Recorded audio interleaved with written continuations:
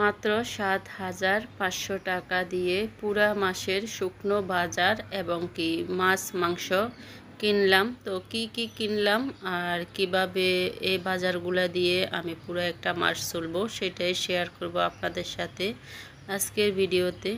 আসসালামু আলাইকুম, welcome back to my channel Panna's family থেকে আমি পান্না বলছি।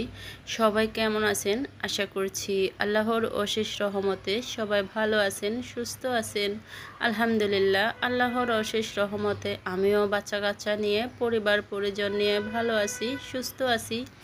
আপনারা যে যেখান থেকে বসে আমার আজকের এই ভিডিওটি দেখছেন, আমার ভিডিওর কোথাও কোনো অংশ যদি আপনাদের ভালো লেগে যায় অবশ্যই কিন্তু একটা লাইক দিতে ভুলবেন না। প্রথমে হচ্ছে আমি শুকনো বাজারগুলো আর কি বের করে নিচ্ছি। তো কি কি বাজার করলাম, কি কি আনলাম, কি কি আনলাম না সেটাই এখন আপনাদের মাঝে শেয়ার করছি। আশা করছি পুরো ভিডিও জুড়ে আপনারা আমার সাথে থাকবেন। তো আমি প্রথমে হচ্ছে তেল, চিনি, ডিম, মশারির ডাল, তারপরে হচ্ছে চিনি গুঁড়া চাউল, পেঁয়াজ, রসুন, আদা এগুলা বের করে নিয়েছি। তারপরে হচ্ছে আটা, বিরিয়ানির মশলা, হলুদ গুঁড়ো, লিকুইড ভিম, চা পাতা, গুঁড়া সাবান, গায়ের সাবান, লবণ, রোস্ট মশলা। তো এগুলা বের করে নিচ্ছি এখন। এখানে আমি সয়াবিন তেল নিয়েছি 5 লিটার। তারপরে হচ্ছে পেঁয়াজ, রসুন, আদা, চিনি গুঁড়া চাউল, ডাল এগুলা আমার প্রয়োজন মতে যতটুকু আমার লাগবে আমি ততটুকু নিয়েছি। তো এইখানে হচ্ছে 4,000 টাকার বাজার আমি নিলাম আর কি। আমি হচ্ছে গুঁড়া দুধটাও নিয়েছি। গুঁড়া দুধটা প্রথমে হচ্ছে আমি বয়মে ঢেলে নিয়েছি, সেজন্য আর আপনাদের মাঝে শেয়ার করা হয় নাই। আর এখানে ডিম আছে 1 কেজ। তো এই 1 কেজ ডিমে কিন্তু আমার পুরা মাস যাবে না।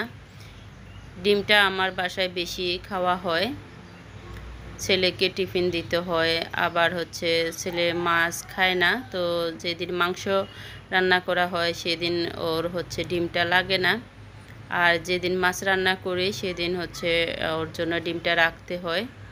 ও তো হচ্ছে চিংড়ি মাছ ছাড়া আর কোনো মাছই খায় না, সেজন্য ওর জন্য দুপুরের বা রাতের খাবারের জন্য ডিম রাখতে হয়। তো আমি এখন হচ্ছে ডিমগুলা বের করে নিচ্ছি।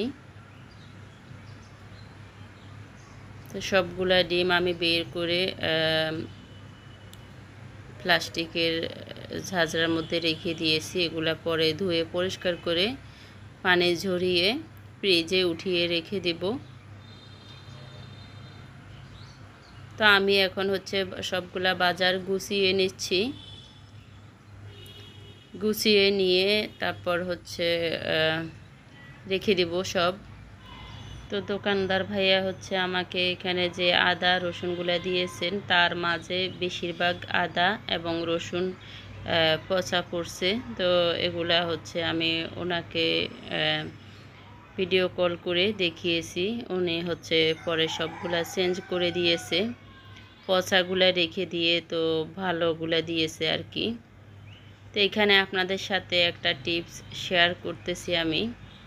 5 লিটার বা 2 লিটারের তেলের বয়মের হচ্ছে আপনারা কিভাবে এই যে মানে প্লাস্টিকের এই যে কাকটা খুলবেন সেটাই একটু শেয়ার করতেছি।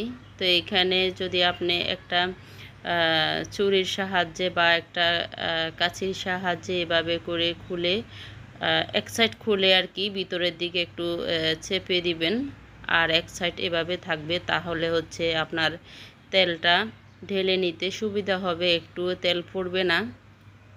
এই যে দেখেন আমি এখন আপনাদের সামনে তেলটা ঢেলে নিচ্ছি, একটুও তেল পড়ে নাই। আর হচ্ছে তেলটা একদম তো এরকম ঢালার সময় হচ্ছে তেলটা খুবই কম পড়ে, সেজন্য আর চারদিকে জারের আশেপাশে কোনো তেল পড়ে না, খুব সুন্দরভাবে তেলটা ঢেলে নেওয়া যায়। এই যে আপনাদেরকে দেখিয়ে দিলাম কিভাবে আমি তেলের এই যে কাকটা খুলে নিয়েছি। তারপরে এখন আপনাদের মাঝে শেয়ার করব আমি কি মাছ মাংসর বাজার করলাম। তো এখানে প্রথমে আমি চিংড়ি মাছ নিয়ে এসেছি, সেগুলাই ঢেলে নিচ্ছি। তো মাছগুলা কিন্তু অনেকটাই বড়। এখানে হাফ কেজি চিংড়ি মাছ আমি নিয়ে এসেছি, যেহেতু আমার ছোট ছেলে চিংড়ি মাছটা খুবই বেশি পছন্দ করে, সেজন্য ওর জন্য চিংড়ি মাছটা নিয়ে আসলাম। আর এখানে পাবদা মাছ নিয়ে নিলাম। আমার গত ভিডিওতে আমি আপনাদের মাঝে শেয়ার করেছি যে আমার মামা শ্বশুর আর মামি শাশুড়ি একসাথে মারা গিয়েছেন স্ট্রোক করে, যার কারণে আমি আপনাদের কারো ভিডিও দেখতে পাচ্ছি না। আমার নিজের ভিডিওগুলো ঠিকঠাক মতো আমি এডিট করে আপলোড করতে পারছি না। আমি আপনাদের মাঝে যেতে পারছি না বলে আপনারা কেউ কিছু মনে করবেন না। আসলে বুঝতে তো পারছেন, যেহেতু আমাদের আত্মীয়, অনেকটাই ঝামেলার মধ্যে আছি। একটু ফ্রি হয়ে নিই, আপনাদের সবার ভিডিওগুলা আমি দেখে দেব। আমিও একটু অসুস্থ হয়ে গেছি, কারণ হচ্ছে একসাথে দুইটা লাশ দেখেছি, সেজন্য আর কি অনেকটাই অসুস্থ হয়ে গিয়েছি। যেহেতু আমাদের একদম পাশাপাশি বাড়ি, আমার শ্বশুর বাড়ি আর নানা শ্বশুর বাড়ি একদম পাশাপাশি। তো মামা শ্বশুর আর মামি শাশুড়িকে সব সময় একদম কাছ থেকে দেখেছি, অনেক আদর করতো আমাদেরকে। বিশেষ করে আমি অনেক দিন বাড়িতে ছিলাম, আমার মামা শ্বশুররা আমাকে মা ছাড়া কথাই বলতো না, সেজন্য অনেকটাই কষ্ট পাচ্ছি। তো আপনারা সবাই আমার মামা শ্বশুর আর মামি শাশুড়ির জন্য দোয়া করবেন, আল্লাহ যেন ওনাদেরকে জান্নাতবাসী করে। আর এই যে এখানে বড় একটা মাছ নিয়ে এসেছি, প্রায় 3 কেজির উপরে। তো মাছটা এখন ডেলি নিয়েছি। তারপর হচ্ছে এখানে তেলাপিয়া মাছ নিয়ে আসলাম, সেগুলা এখন ঢেলে নিলাম। তো এই মাছগুলা দিয়ে কিন্তু আমার পুরো একটা মাস একদম অনায়াসে চলে যাবে, কেটে যাবে। তো এখানে সবগুলা মাছ ঢেলে নিয়েছি। আর হচ্ছে এখানে মুরগি নিয়ে আসলাম 2টা।